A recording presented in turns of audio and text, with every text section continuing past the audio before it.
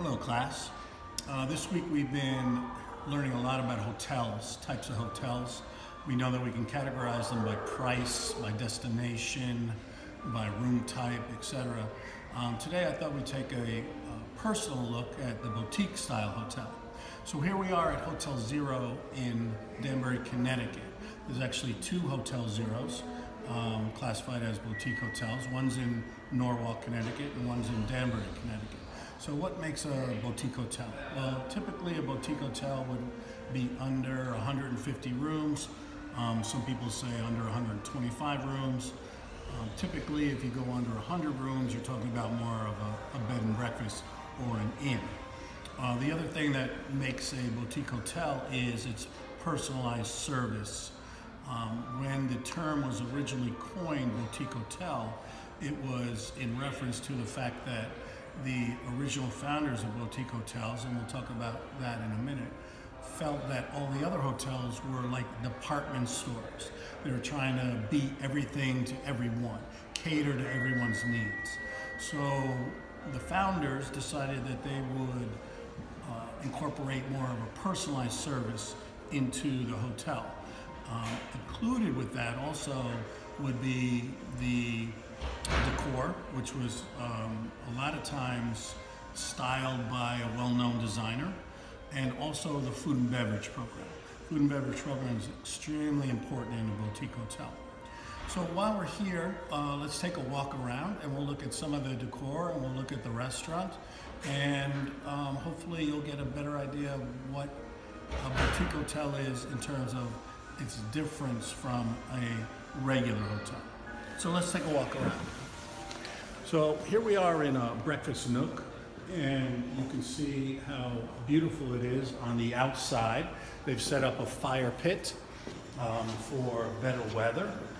Right now it might be a little chilly to go outside, but there's a beautiful fire pit outside.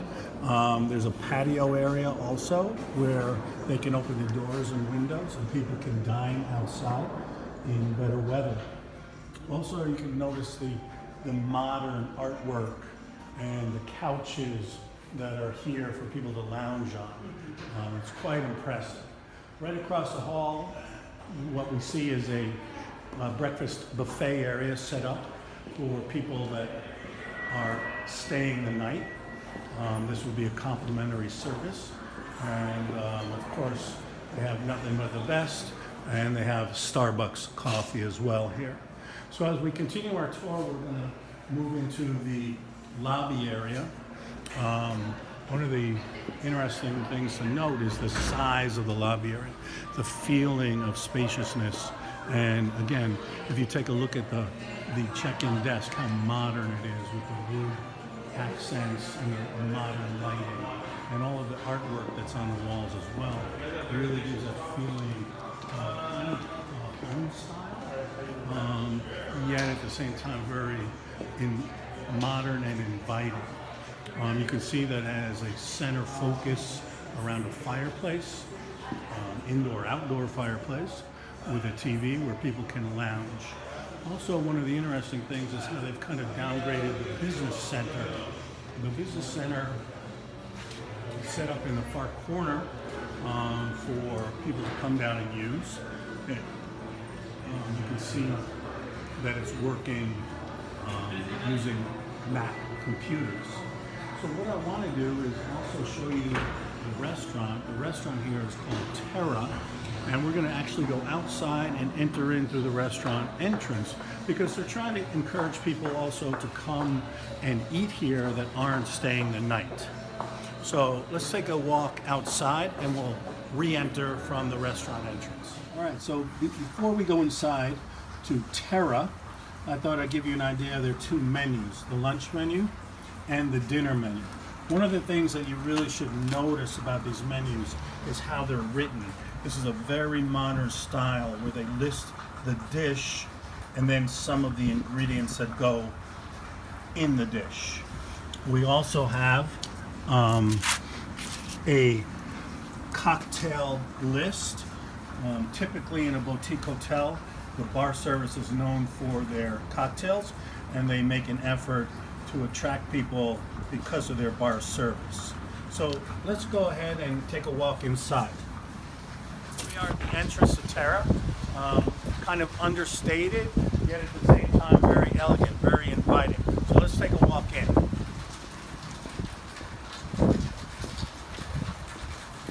One of the things that's quite impressive about this particular boutique hotel is the size of the entrance to the restaurant. The restaurant itself makes it seem like it's not even close to the hotel, but you'll see in a minute how it's actually attached to the hotel.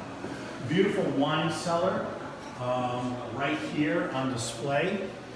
Again, that's something you normally wouldn't find in a regular hotel restaurant, a wine cellar, but Terra has one. We also have a open kitchen that people can see in. I think that's very impressive that they're willing to share that. It means that they have to pay a lot of attention to detail about the cooks and the chefs, how they're dressed, how they look, how clean the kitchen is, and so on. Now, if you take a turn to our left, you'll see that we can look down the hallway into the hotel, but we're actually going to take a look into the restaurant to our right here. Here we are in the restaurant. We have an open kitchen and concept, which is very modern. It's beautiful the way they've done all the preserved lemons around the top of the restaurant and in the windows and the glass. And one of the things you want to notice is the way the tables are very sleek, they're simple, they have different types of tables, not only 2 tops but 4 tops, they have country seating, and then they have booths as well. Outside, it's set up so you can go outside in better weather to dine. And of course, it's a very sleek and modern bar, right? Because the amount of liquor that they have in behind this bar is very, very impressive.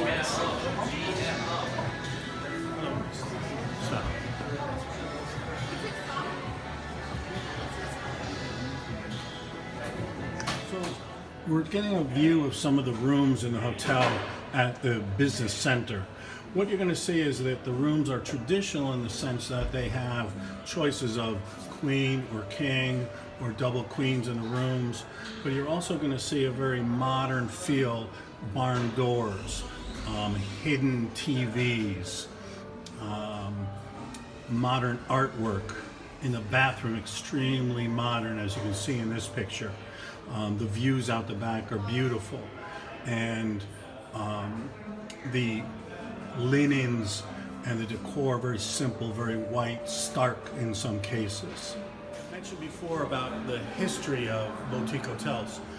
Bill Kimpton actually is credited with one of the first, the Bedford Clarion, and I believe it was in San Francisco.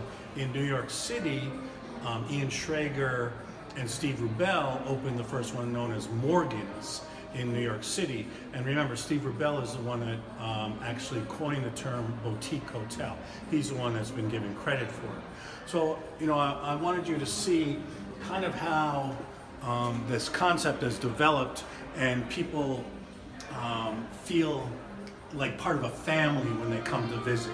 And I mentioned before, a lot of the accessories and amenities are the same as in other hotels, but they also usually have a distinct feel. So if you come down and take a look, for instance, at the gym that's here, they have a really cool neon sign that's lit, very spacious, very bright gym as well. Looking out into the back, here we are in spring, but imagine this in the summer. It's going to be a beautiful view out back. So anyway, I hope that you have learned a little bit more about boutique hotels by visiting Hotel Zero here in Norwalk. And remember, if you have any questions about hotels in general or boutique hotels, just email me, or you guys have my phone number too through the syllabus. So I'll see you in the next lecture. Bye now.